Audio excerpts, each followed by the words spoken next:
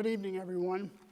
My name is John Highbush. I have the honor of being the Executive Director of the Ronald Reagan Presidential Foundation and Institute, and I want to thank every one of you for coming out this evening.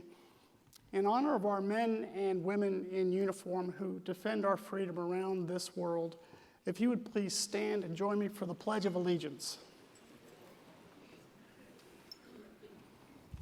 I pledge allegiance to the flag of the United States of America and to the republic for which it stands, one nation, under God, indivisible, with liberty and justice for all.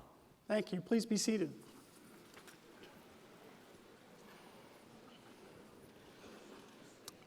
Well, the first best thing about this introduction of Rich Little is that it's going to be short. Yeah. It should be short because, like you, I came here tonight wanting to be entertained by a show business legend. I realize there might be some in the audience who were not even alive when Rich Little burst onto the American scene. But for those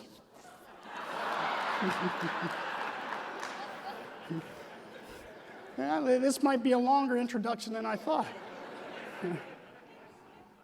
But for those of us who watched Rich Little, the legend, in the 60s and the 70s, and right up to the present day where he's at the Tropicana 5 nights a week,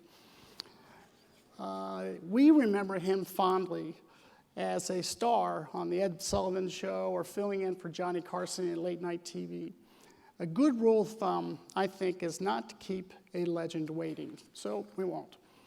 But the second best thing about this introduction is that I get to introduce an entertainer.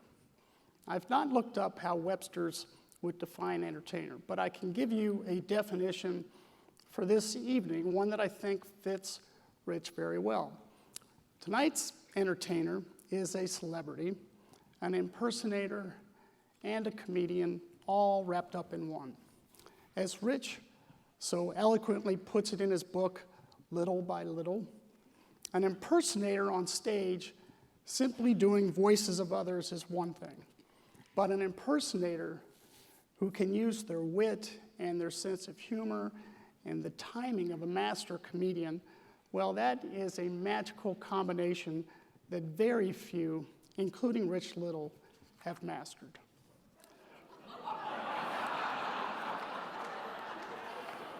No, he's mastered it. The third best thing about this introduction is that I get to credibly invoke memories of Ronald Reagan without having to stretch in the least bit in associating him with our special guest. It's been said that Rich Little has mastered the impersonation of over 200 voices. There is Sinatra and John Wayne and Jack Nicholson and Bill Clinton and Jimmy Stewart and many, many, many more. But there is Ronald Reagan, too.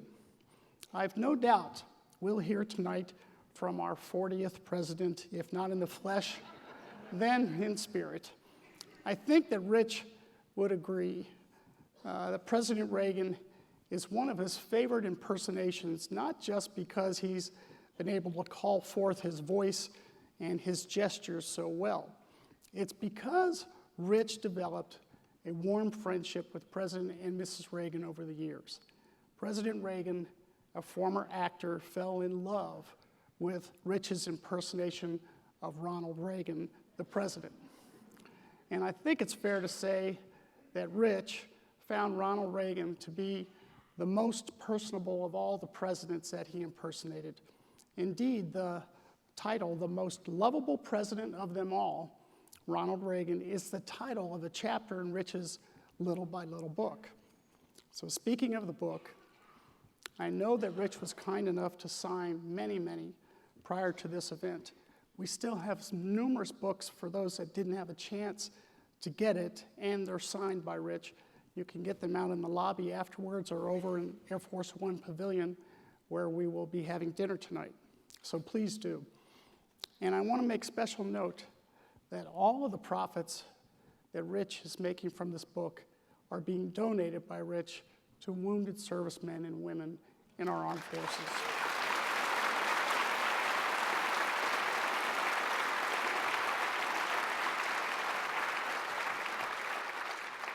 I said I'd be brief in my introduction, and I meant it. Ladies and gentlemen, if you would, please join me in welcoming to the Reagan Library, Mr. Rich Ronald Reagan Little.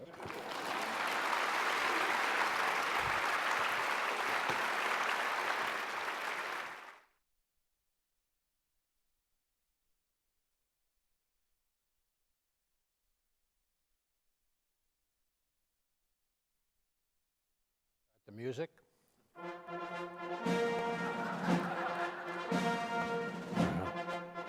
Yes. Well, yeah. Where the hell am I? I'm over here. Well, yes. Well, yes. Well.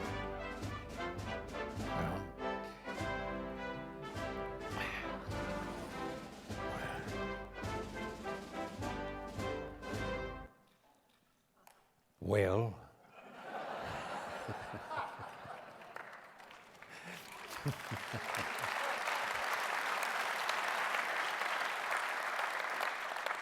thank you, John. I can't tell you, I am just delighted to be here tonight.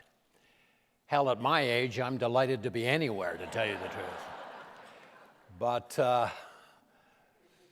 this is the first time I've been to the Ronald Reagan Library, although I was here in 1988 for the groundbreaking ceremony. I was here. There was nothing here. And I remember that afternoon very well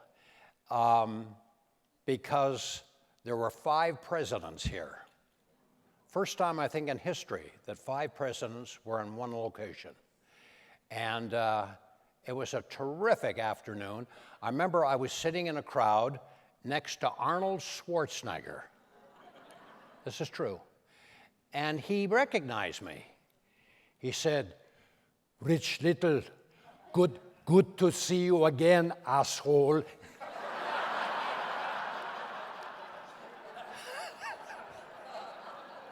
I think that's what he said, I'm not sure. But anyway, it was a great day because, as I said, 5 living presidents were here. And let me do all 5 for you because there was President Reagan, of course, and there was George Bush, Jimmy Carter, Gerald Ford, and Richard Nixon. And I took a picture that afternoon, and then about a year later, I drew the picture. Here it is, right here.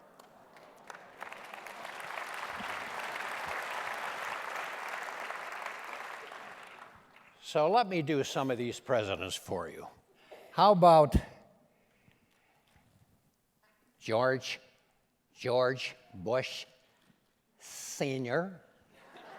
Okay, gotcha, good.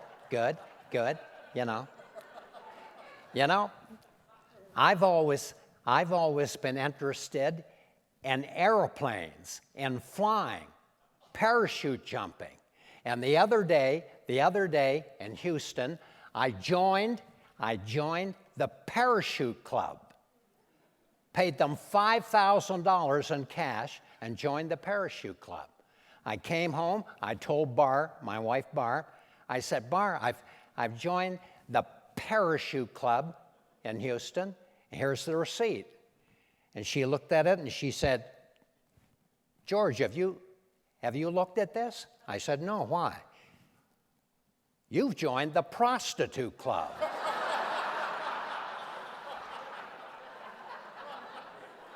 I said, "Good God, I've signed up for 12 jumps."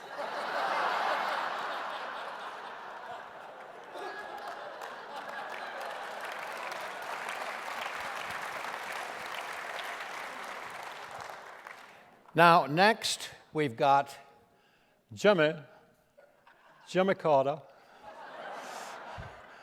I was once President of the United States. I really was. It was in all the papers. But you know, a lot of people think that I'm Orville Redenbacher. but I'm not. I'm not Orville Redenbacher. He was popcorn, and I was nuts.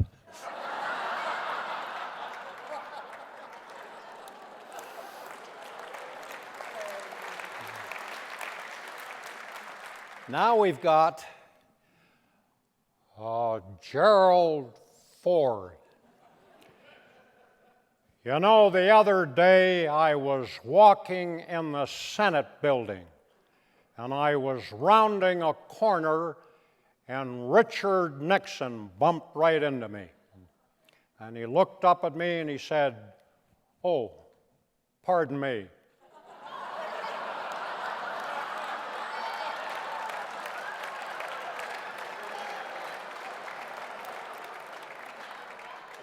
And I said, "Of course, Dick."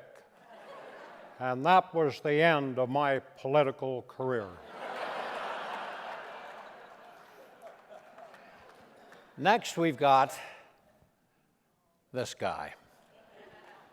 You know, I did Nixon so many times back in the 70s, my own parents tried to have me impeached. But he was an interesting guy. He really was. Richard Nixon.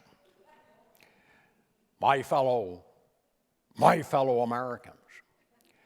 You know, I have a motto, and that motto is simply this: never be mean, never be cruel, never be vindictive, because remember, the toes you step on today may be connected to the ass you have to kiss tomorrow.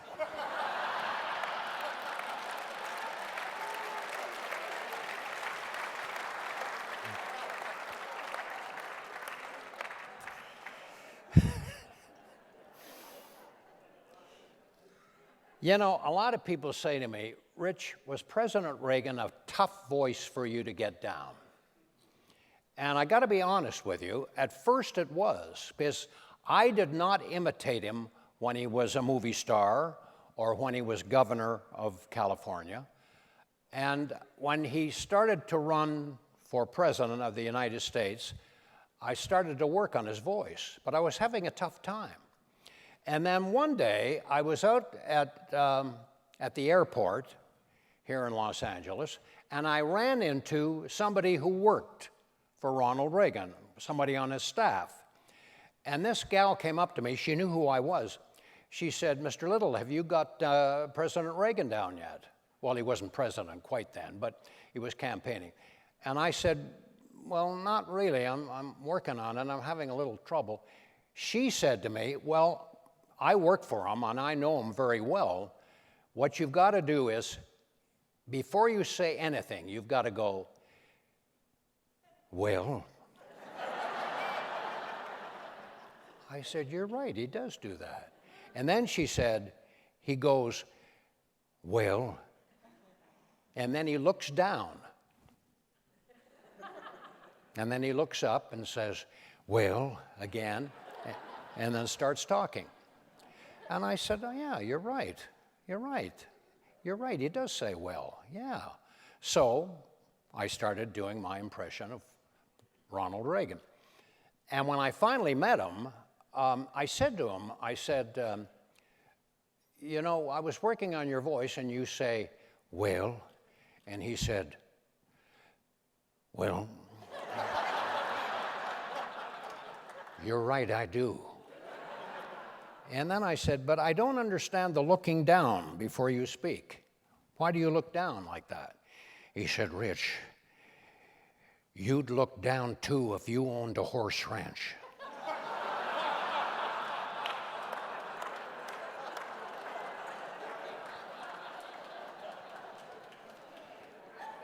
See, the thing about Ronald Reagan that I remember is he had a great sense of humor. I mean, that was a funny line, you know.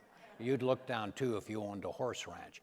The thing I found out about him was that he loved comedy. And he tried to be funny, and he was from time to time, because he always went for a joke, you know, and he always had a punchline. It was amazing. You know, I mean, I don't think he was quite as good as Johnny Carson or Don Rickles, but he was pretty good, with a comeback line. I mean, it was incredible.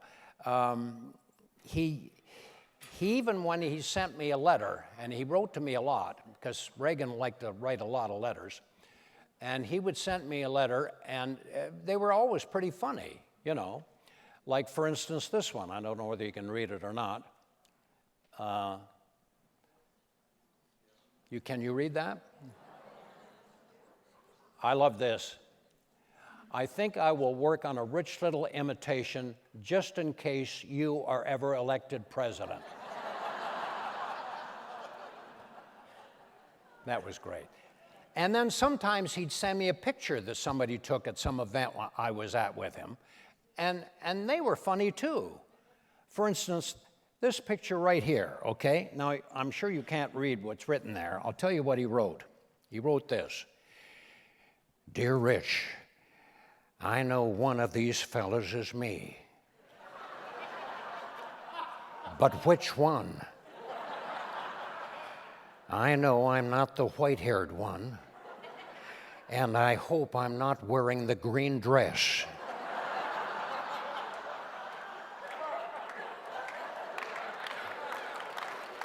Warmest regards, Ronald Reagan."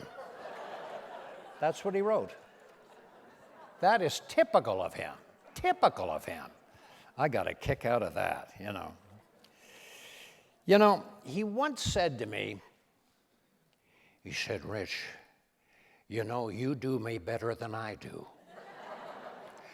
No, you're more me than I am."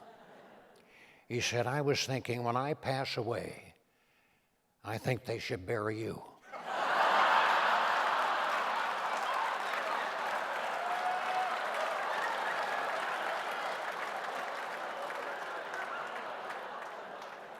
I hate to tell you this, but I never went to his funeral.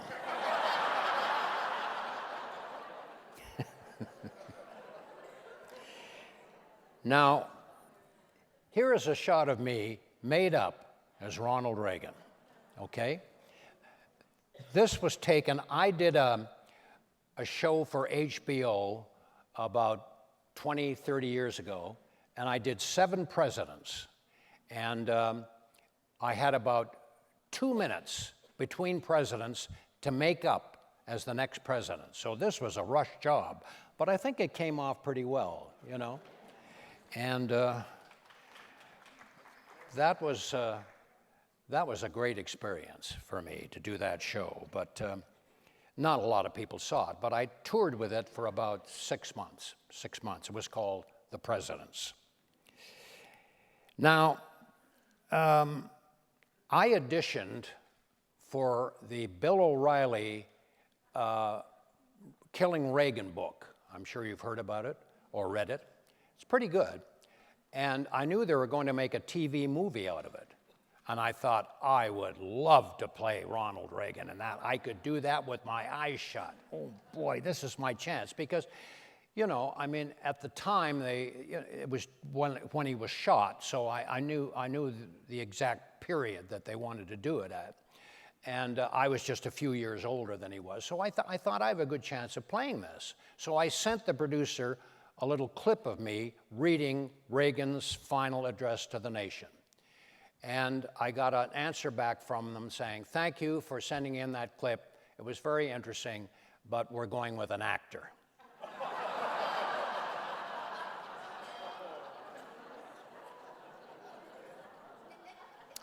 Well,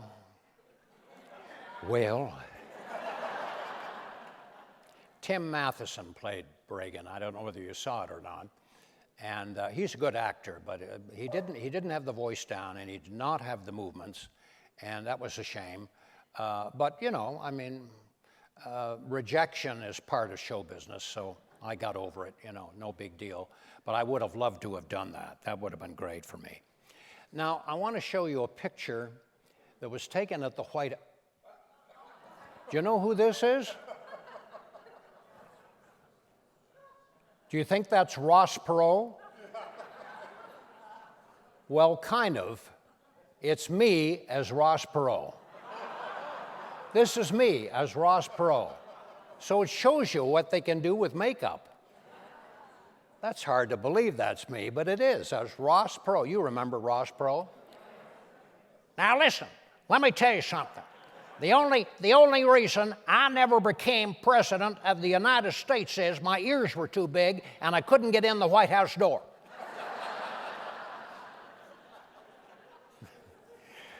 Now, take a look at this picture. This is me as Santa Claus at the White House, okay? And that's Nancy Reagan, of course. Well, this was a long time ago, but every Christmas at the White House, they had somebody play Santa Claus. And there were a bunch of kids, and they gathered around, and then I talked to the children as Santa, and then Nancy came along, sat down next to me, and we both talked to all these children, and it was terrific. It was a fun thing to do, except Nancy didn't know who played Santa Claus. She never asked.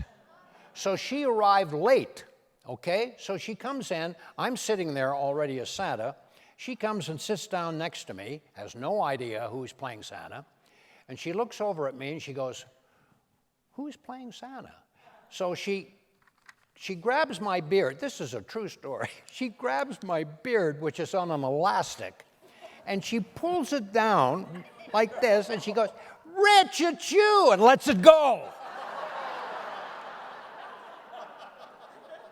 I gotta tell you, she darn near took my nose off. I mean, I'm not kidding you. I was in pain.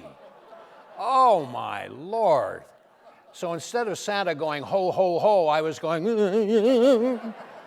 oh, my God. I'll never forget that. I didn't have the nerve, or I just kept my composure because I wanted to scream. I went, oh, my God, my nose was red. I should have been playing Rudolph, to tell you the truth. But that was an interesting experience, to play Santa at the White House. And Nancy had a great sense of humor, too. She really did. She just, I could tell you many stories about Nancy Reagan. I just loved her. I thought she was wonderful.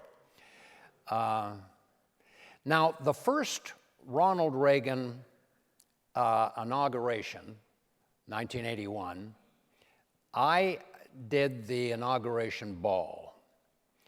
And I can remember doing a number of presidents in front of President Reagan and Nancy. And they seemed to go over pretty well. But I'll tell you, when I did Gerald Ford, my impression of Gerald Ford, Reagan lost it. I mean, I've never seen anybody laugh at anything as well. I'm going to show it to you. This is from his first inauguration gala, okay? Let's take a look at this. President Ford, what are your thoughts on Jimmy Carter becoming president? I think that Jimmy Carter as president is like Truman Capote marrying Dolly Parton.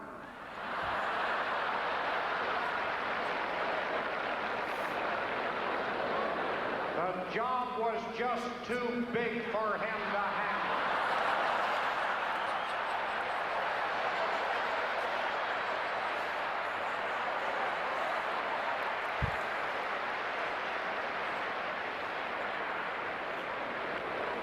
What are you going to do now that the election is over?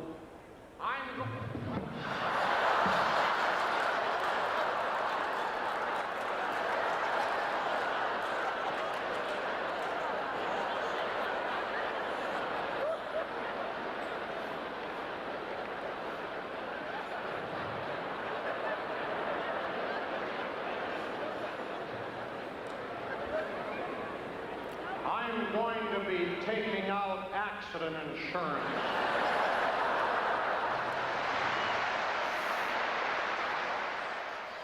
What a great audience he was. Jeez.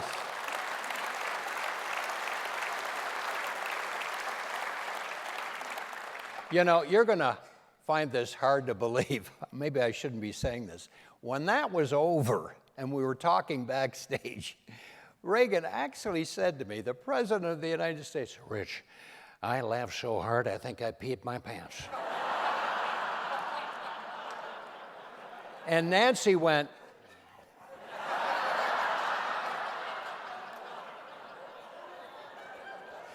to hear the president say that, I'll never forget that, you know. I remember one time at the White House, you know, every time I performed there, or even invited as a guest, when the proceedings were over and everybody was just standing around talking, you know, I would end up with Reagan, and my first wife, Jeannie, was there too, who was sitting right down here in front. And Jeannie will vouch for this because Jeannie was there, although sometimes Jeannie says, Rich, you might exaggerate a little bit. But that's true, I do, you know. But anyway, Jeannie was there, and I remember Reagan asked me, he said, Rich, you're a movie buff. I said, yes. What's your favorite picture? What's your favorite movie? And I said, gosh, my favorite? Let me think. Probably The Best Years of Our Lives. It was probably my favorite movie. Do you remember that movie? Very moving movie about World War II veterans that come home. And Reagan said, oh, that's one of my favorites too. That was a great movie. Frederick March and Myrna Loy. I said, yeah, it was a great film. And then I turned to Nancy and I said, Nancy, what was your favorite picture? And she thought for a minute. You know what she said? Our wedding picture.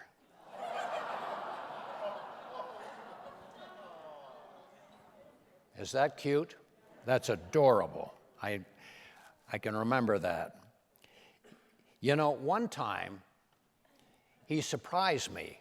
He said to me, because we talked a lot about movies, he said to me one time, he said, Rich, what's your favorite Ronald Reagan movie? And I went,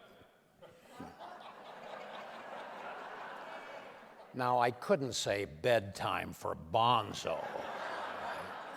And I wasn't about to say Cattle Queen of Montana, you know, or King Rat and a Baby, or John Loves Mary.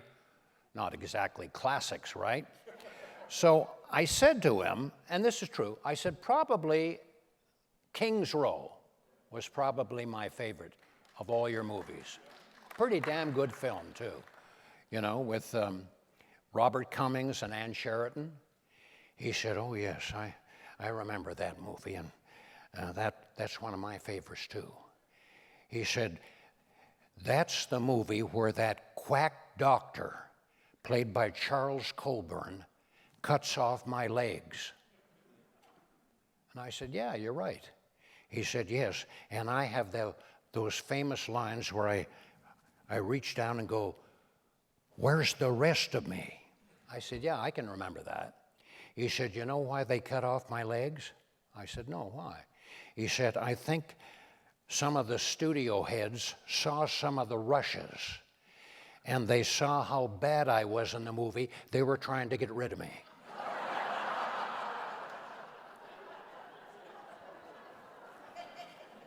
This is typical Ronald Reagan. Always went for a joke, you know.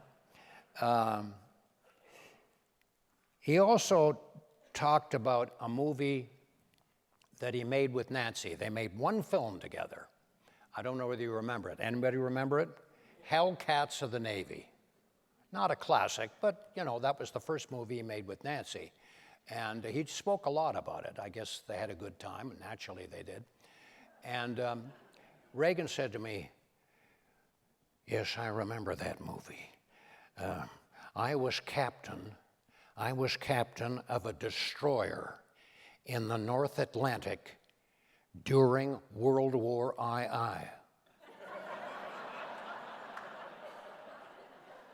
I said, yes. And he said, I remember there was a scene in that movie where I was the captain and I was standing on the deck of this destroyer. And the lookout came up to me and said, Captain, you're not going to believe this. There's a German submarine off the starboard side, and it's closing in fast. And I went, oh my God. Get me my red shirt. And the lookout said, red shirt? Why do you want a red shirt, Captain? He said, well, you see, if I'm wounded, the crew won't see the blood. It's kind of a camouflage, and they won't know that I'm wounded. So that's why I want to wear the red shirt. And he said, oh, okay, sir, I'll go get the red shirt. And then the lookout suddenly stopped and said, Captain, I was wrong. There is a German submarine off the starboard side, but I see now there's 4 more German submarines off the port side. And there's 2 German Messerschmitts diving straight at the ship. And Reagan went, good God. Get me my brown shorts.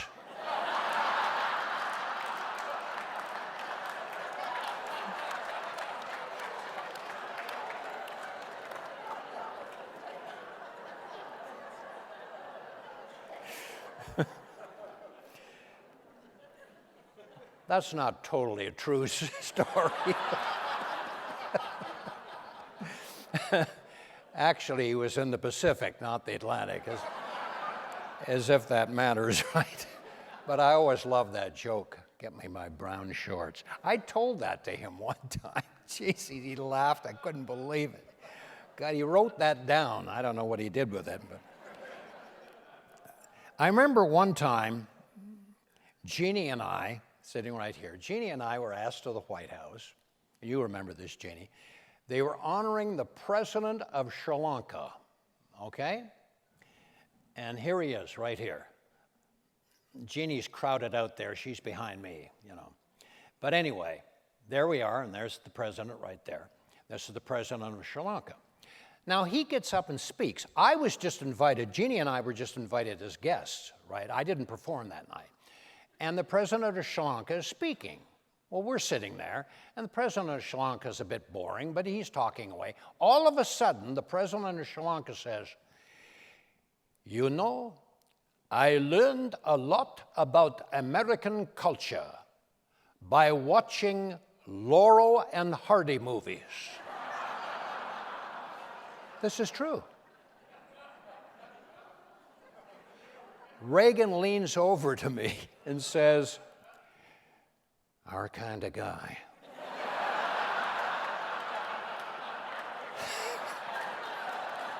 You remember this, Jeannie. Anyway, now I got to tell you the rest of this. It's hysterical. When the evening was winding up and the president of Sri Lanka finished his speech, we're all standing around just having a little chat before everybody left. And there's the president of Sri Lanka, and Jeannie and I are standing there, and a couple other people. And Reagan says to the president of Sri Lanka, you know, I found that very interesting that you liked Laurel and Hardy. He said, yes. At the palace, every Saturday night, we watched Laurel and Hardy movies to learn about the United States. Really? And Reagan says, well, that's interesting because I loved Laurel and Hardy. They were my all-time favorites. I was an authority on Laurel and Hardy. I really was. I've seen all their movies. And I think my favorite routine that they did was Who's On First.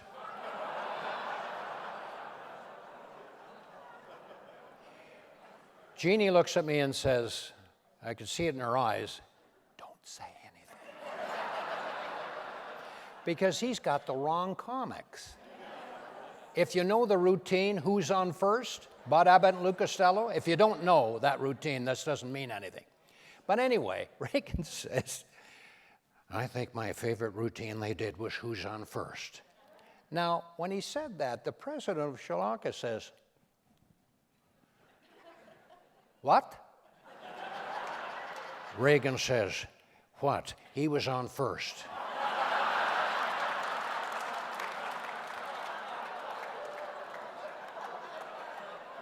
Then the president of Sri Lanka says, I don't understand. Reagan says, he must have been on the outfield. They were doing the routine and they didn't know it. They were actually doing the routine, and neither of them knew they were doing it. It's hysterical. Oh my God. But that's a true story. Now, I remember one time at the White House, you're going to find this hard to believe, but with Reagan, there were always surprises. We were standing around talking about movies or whatever, and Reagan started to do impressions for me. I couldn't believe this.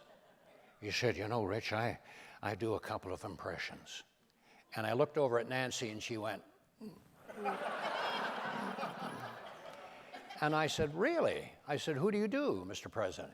Well, I do a pretty fair John Wayne.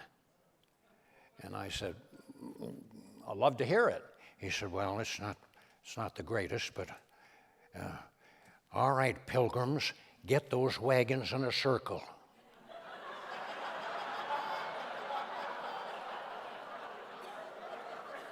I thought to myself, that's pretty good, but I wouldn't give up your day job, you know. Then he did Jimmy Stewart for me. And he did the typical Jimmy Stewart, you know, Jimmy Stewart. But then he did Truman Capote for me. I swear this is true. You remember Truman Capote? Reagan's doing Truman Capote, right? And he's rubbing his eye and he's doing his impression of Truman Capote, you know, talking like this and everything. And then he says to me, what do you think? I said, that's pretty good. That's a very good Truman Capote. Do you really think so? I said, yeah, that's great. He said, the problem is, Rich, I don't know what to say when I do my Truman Capote. I need a joke. I said, well, I've got a joke. I'll give you a joke that I use in my act when I do Truman Capote. He said, no, I couldn't do that. No, please, Mr. President. Really? I said, no problem. So he gets a Secret Service man, gets a piece of paper, and he starts to write out the joke on the back of this Secret Service man. He said, what's the joke? I said, well, my name is Truman Capote. You know, a lot of people think that I wrote in cold blood, but that's not true. Actually, I wrote in ink. Reagan is dying when I said that. He's going, I wrote in ink. He's writing this down, right? He writes it all down. Then he takes the piece of paper, he folds it up, puts it in his pocket, and says to me, I can't wait to try that out on Gorbachev.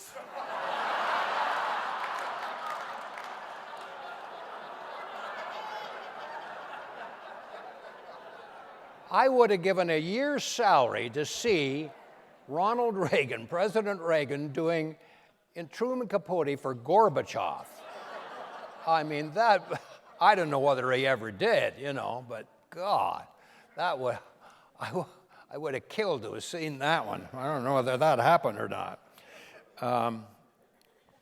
Now, one time we talked about a film that Ronald Reagan made back in the 40s, and the picture was called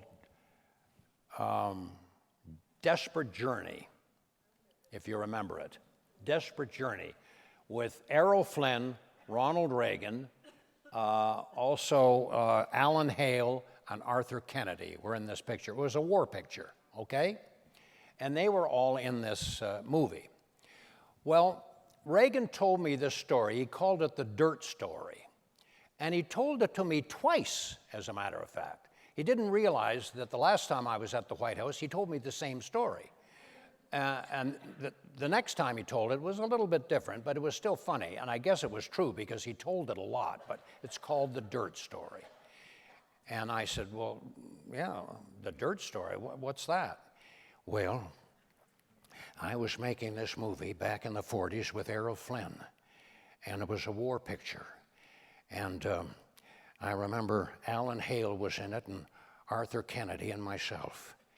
And there was a scene in this movie where we're all in a gully.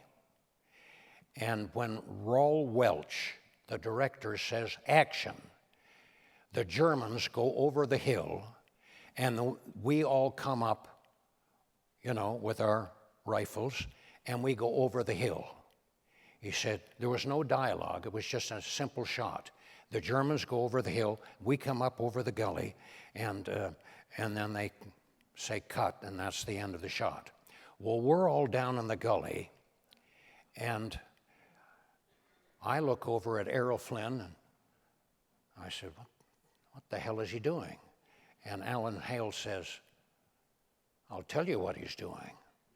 He's kicking dirt up in front of him. And Arthur Kennedy says, what the hell would he be doing that for? And Alan Hale says, I'll tell you what he's doing. He's kicking dirt up in front of him because when we hear action and come up out of the gully over the hill, he's going to be taller than we are. We're going to look like midgets. So Alan Hale says, well, four can play that game. So Reagan says, so we all started kicking dirt up in front of us. And we formed a big mound of dirt in front of each one of us. And then Raul Welch, this crazy director, yelled, action. And the Germans went over the hill, and then we came up out of the gully, and because the camera was set at a certain angle, all they got was a shot of our knees.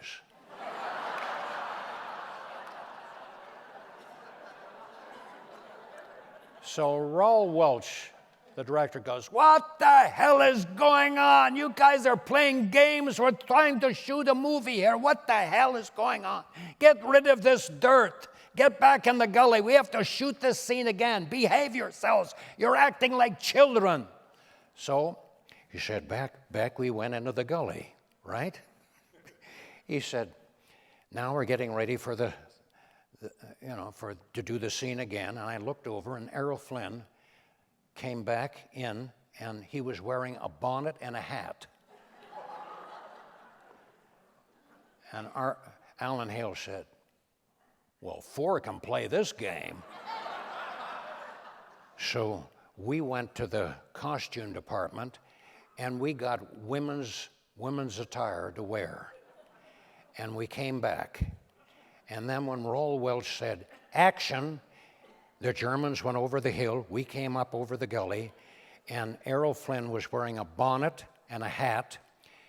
He said, I was in a dress. Alan Hale had a purse, and Arthur Kennedy was in high-heeled shoes. And Raul Welch went nuts.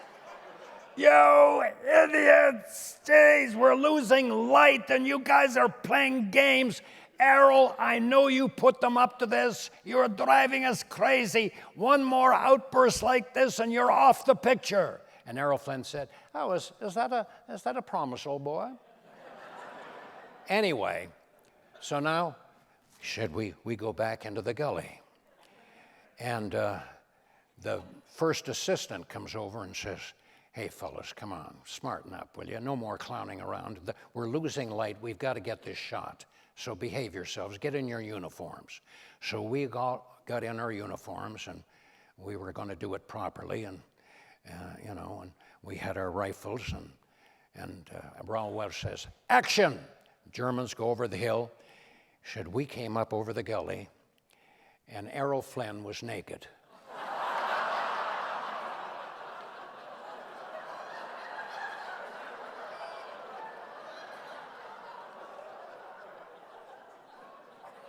And then Raul Welch says, Errol, what the hell are you doing? Why did you do that?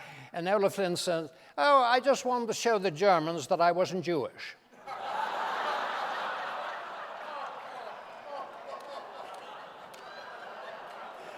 Reagan told me that story twice. So it must be true. Wouldn't you like to see the outtakes of that? Wow. Too bad nobody had that. Now, this is my favorite Ronald Reagan story, and it's in my book.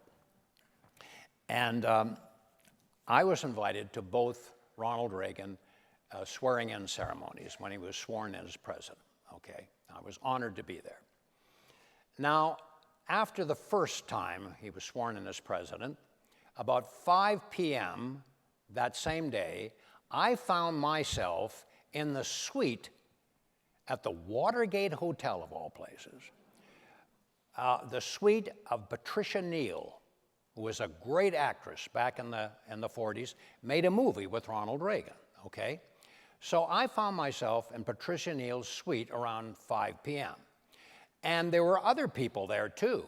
I was impressed because Elizabeth Taylor was there, Tom Selleck was there, and an actor by the name of Richard Crenna, okay? And we're all sitting around in Patricia Neal's suite, killing time, having sandwiches and drinks, and then at 7 p.m., we were going over to the first inauguration ball, okay? So we're killing time. So Patricia Neal says, "Did anybody see Betty Davis at the swearing-in this morning?" And we all went, "No, I haven't seen Betty Davis." Nobody had seen Betty Davis. Why?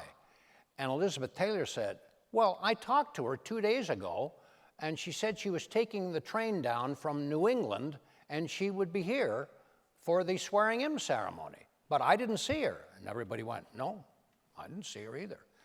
So Elizabeth Taylor says, "Well, maybe she's not feeling well. I wonder what happened." I don't know. So Elizabeth Taylor says, "Well, why don't we phone her up and find out why she didn't make it?" And everybody said, "Okay, if you got her number, give her a call." And then Tom Selleck says, "Rich, you do a great impression of Jimmy Stewart, okay? Why don't you phone up Betty Davis as Jimmy Stewart, because she loves Jimmy Stewart. She just made a movie with Jimmy Stewart for HBO called The Right of Way.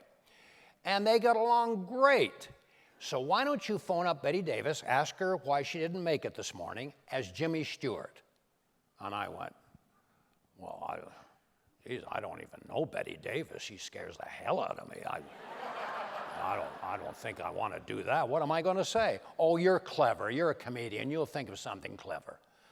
Well, I don't know. And then Elizabeth Taylor says, "Rich, you've got to do this because she's got a great sense of humor.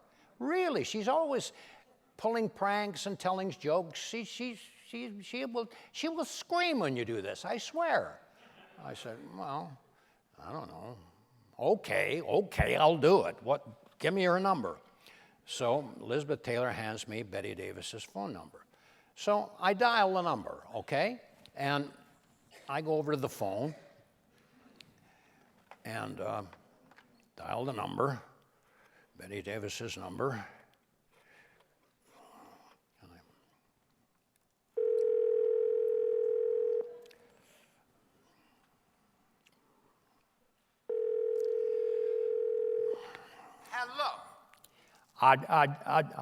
Hello, Bat.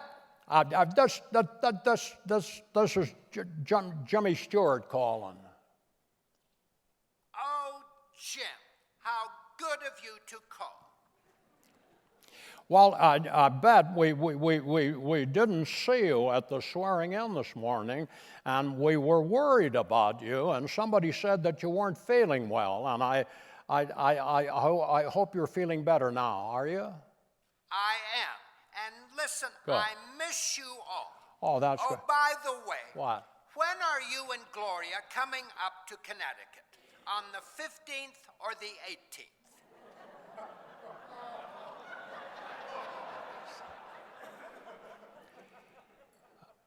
Miss Davis, this is not Jimmy Stewart. My name is Rich Little. I'm an impersonator. You perhaps heard of me. Anyway, I do Jimmy Stewart, and I love Jimmy. And I know you work with him. And everybody here wanted me to phone you up as Jimmy Stewart and just, put you on. And everybody said, Elizabeth said that you had a great sense of humor. And, I just hope you thought it was funny. Funny? That was not funny. You made a fool out of me. I am outraged. I'm disgusted.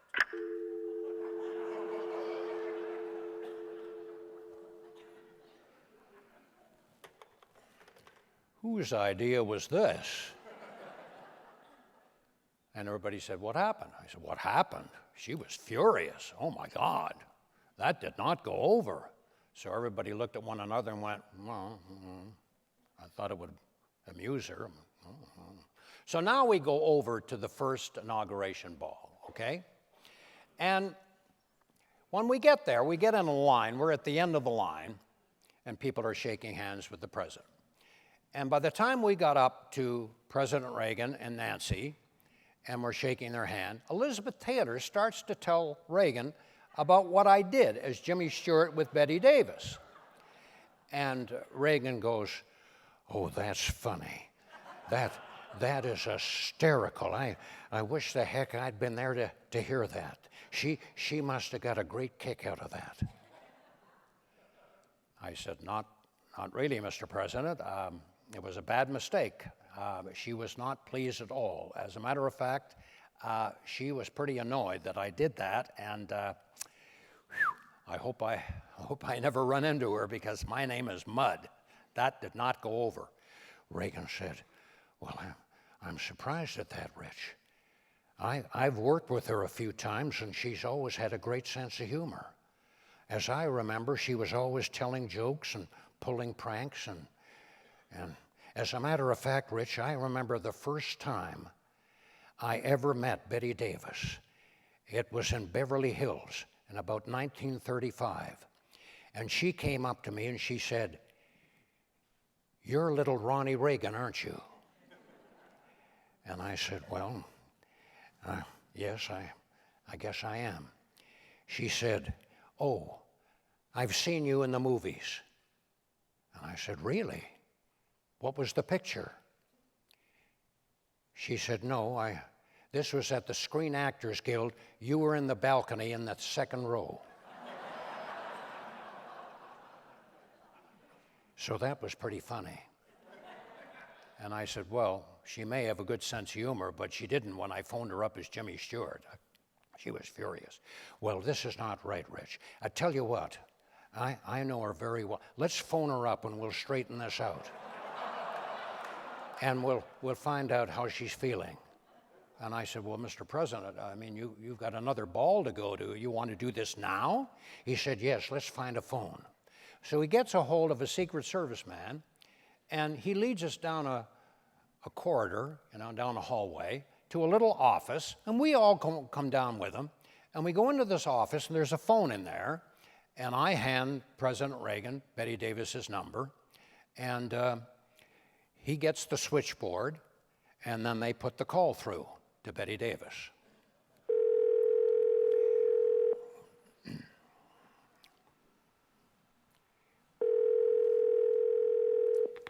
Hello.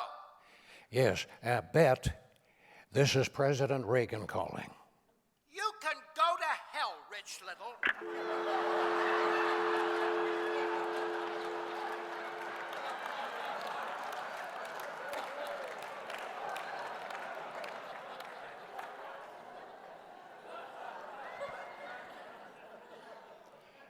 She went to her grave never knowing she told the President of the United States to go to hell.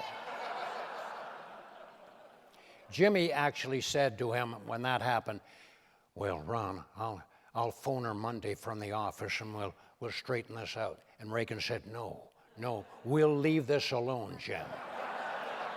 Because if you call her, she's going to tell you to go to hell. But that's a true story.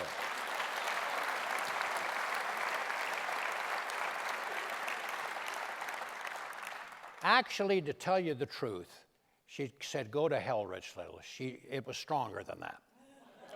But I didn't want to say what she really said. But that's a true story.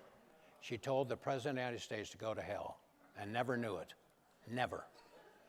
Now, I've got another picture I want to show you that we didn't show you earlier. We got it of my daughter, Bria, who's here today, who I love dearly, right down here in the front. This is, I don't know what year this was, but Bria was about 11 years old, okay? And my daughter has always been a horse lady. She trains people to ride horses.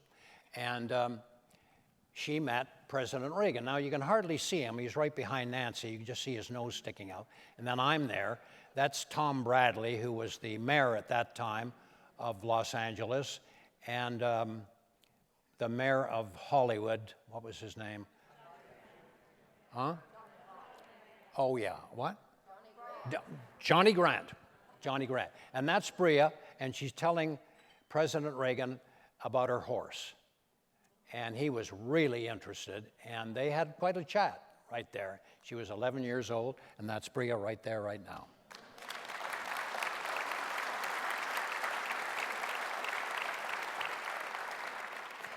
We love Bria. Anyway, now, why don't we have a little press conference here? We got enough time to do a press conference. How about if we have Donald Trump talking to Ronald Reagan?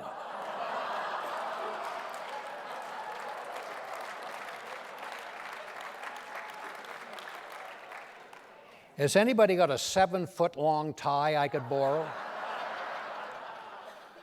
Anyway, this, of course, could never happen, but if it did happen, what would the conversation be like? Okay? Donald Trump and Ronald Reagan having a discussion. All right. First, President Trump. We are going to build a wall. We're going to build a wall, a wall. We're going to build a wall. Not a table, not a chair, not a window. We're going to build a wall. And Walmart is going to pay for the wall, or Walgreens or Mark Wahlberg. They're all going to pay for the wall. We're going to build a great wall, a wall. We're going to build a great wall.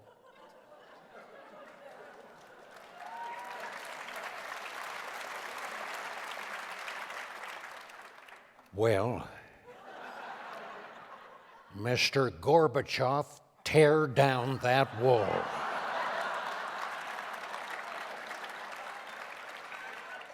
But listen, President Trump, how are you going to cut taxes, raise the minimum wage, and balance the budget all at the same time? Very simple. I'm going to keep 2 sets of books.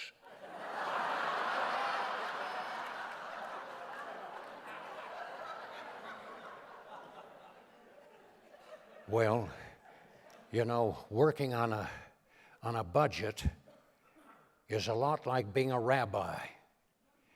You have to be very, very careful what you cut.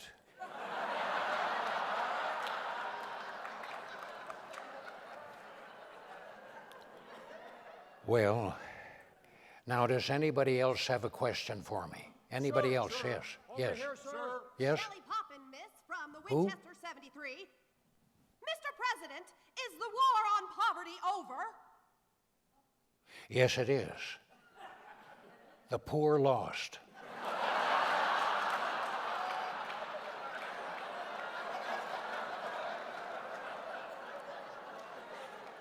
Those poor suckers never had a chance. As a matter of fact, they should have quit when they were ahead. And they didn't realize it, and we showed up, and they just got up and they went home, and we never saw them again.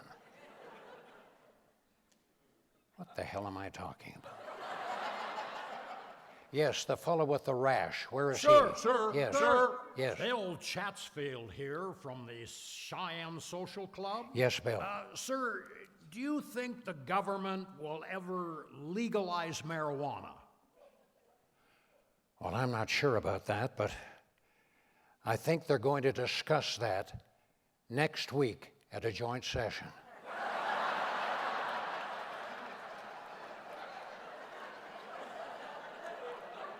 Where's the fellow with the rash? Where is he? Sir. Yes. Over here, sir. Yes, yes. President Reagan, Bria Little here from the Springfield Rifle. Yes, Bria. When do you think a person is considered legally dead? When the heart stops beating or the brain stops functioning? Well, I would have to say when the heart stops beating. Good Lord, if we determine it by the brain stops functioning, we would wipe out half the Senate.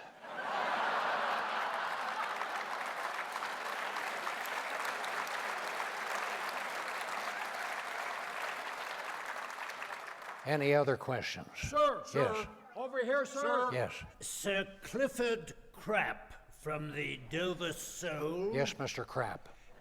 Mr. President, a right-of-life question. When do you think a fetus becomes a human being? When it votes Republican.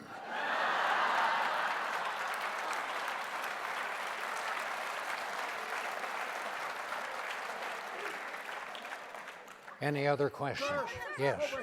Yes. Mr. President, Lou Wong from the vegetable fried rice. Yes, Mr. Wong. Have you anything to say to the Chinese Americans? Yes. Cold water, no starch.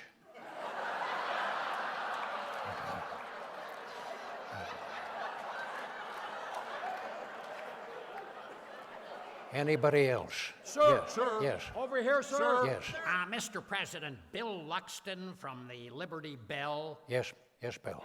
With all the unrest in the Middle East, do you think we should send jets to Israel? Jets to Israel? No.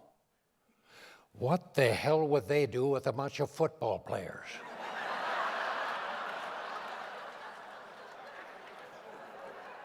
No. I think the Jets should just stay in New York and play hockey like they always do. Stupid question that was. Anybody else? Sir, Yes. sir. Yes. Over yes. here, sir. Yes.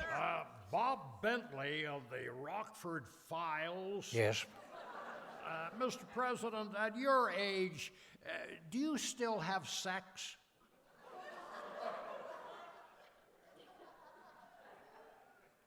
I can't remember. Yes. As a matter of fact, now this may surprise you, but do you know that Nancy and I, even at our age, we still have sex almost every day? We do. Almost Monday, almost Tuesday, almost Wednesday, almost Thursday, and almost Friday, if somebody helps me on. Yes, almost every day. Is that it? Are we through? Yes? Sir, sir. Yes. President Reagan, sir, this is Billy Joe McAllister from the Tallahassee Bridge. Yes? Do you have any final words of wisdom? No. Final words of wisdom. Let me think. Yes, as a matter of fact, I do. And that is, never raise a hand to a child. Don't do this. I'll tell you why. It leaves your groin unprotected. Thank you. God bless you all. Thank you.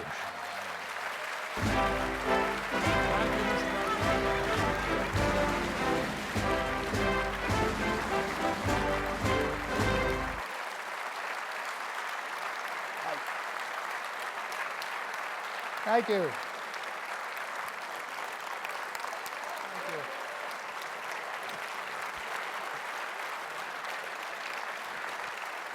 Thank you. Are we out of time?